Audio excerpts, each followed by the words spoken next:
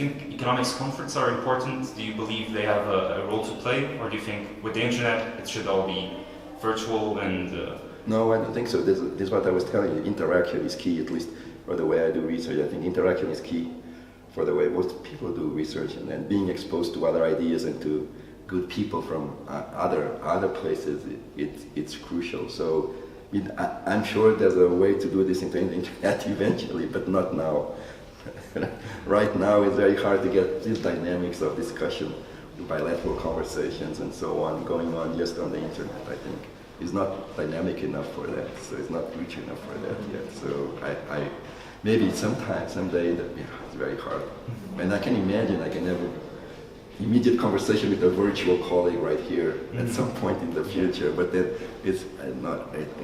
I think it's very, I think right now conferences are very important, and young researchers should always go to conferences as much as they can. At the beginning of their careers is incredibly important. Is it the first keynote you give at a conference? Do you enjoy giving keynotes? So I don't go to many conferences because I have complicated personal life, so I minimize travel. No, it's probably not my first keynote, but I don't know if I enjoy giving my papers for sure, and then it's an honor to give it in front of my Portuguese friends and colleagues. So yes, I enjoy it. I enjoy it very much to present my research. Yeah. What is your favorite paper that you wrote?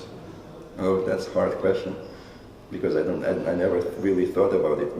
I guess it's easier to say it's the last paper because it's like the one I'm excited about. But actually, the paper I'm presenting here today, let me give you the easy answer, because I've been thinking about it. The paper I'll present here, I'm in the Portuguese Economic Journal conference. I'm giving the keynote address, and I'm presenting a paper on the effects of teacher quality on student learning, and then that's something it's a really great topic, and it's a really great project I'm involved in Ecuador with great colleagues from the Inter-American Development Bank, and what they have been able to convince the Ministry of Education to do there was convince the minister that this topic was of first order importance, and the way, I don't give you all the details, one way to study it actually was to randomize students to teachers.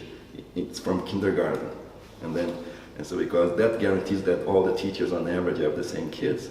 So if they learn at different rates, it's probably because the teacher was teaching in a different way, when one was more effective at teaching than the other. So the kids are being tested every year, and we're monitoring their learning over time, and we assigning the learning to the teacher. So that's why we call teacher quality.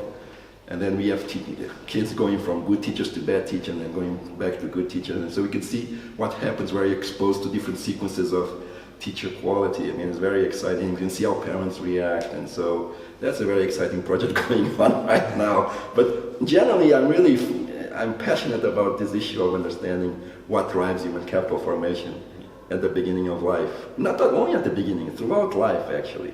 But throughout life, what drives it? I think about family factors, family factors are very important, so I try to focus on what determines parental investment in kids and so on, and also public investment, and so on, and then how they interact, and then all that process translates into human capital formation, and then what are the consequences.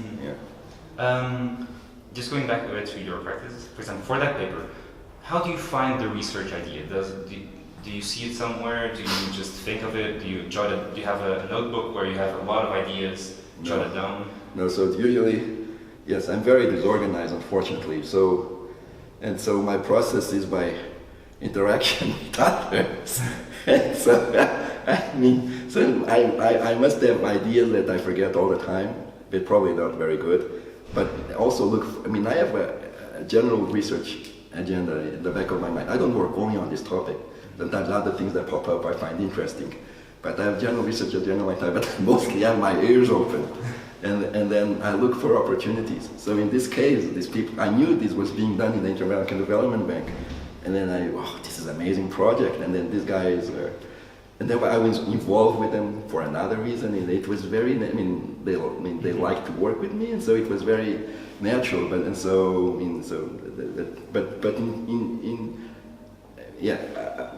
I think the process of interacting with others it's very important. Like, it's not a solitary activity. That's what I want to say actually. So if I want to take something about the research methods from this conversation is interaction. Yeah. Interaction with fantastic peers, and I will never forget that. I mean, I like to read biographies. I mean, I don't read as much as I used to, but there was since I was interested in the brain, I was reading a biography of this brain scientist, Eric Kandel, and he says, whatever you do, the most important thing in your career is good colleagues. Yeah. And so... It's very important. Yeah, so don't give up anything for that. Yeah. Do you have any research methodology you particularly like? Do you focus more on data first and then look at the theory, or do you just start with the theory and then look at the data, or any other variation you may have? Well, you may not follow a procedure. Well, I think it depends on your skills in some sense actually, or your instincts. Usually I have an idea back in my mind. I like to look at the data a lot. Of course, I mean, I cannot look at it without ever thinking about the problem. Mm-hmm. So I have an idea where, but I look at the data a lot actually. Not fishing for things, but trying to see that these at least basic patterns make sense in the data. But again, it's not very organized.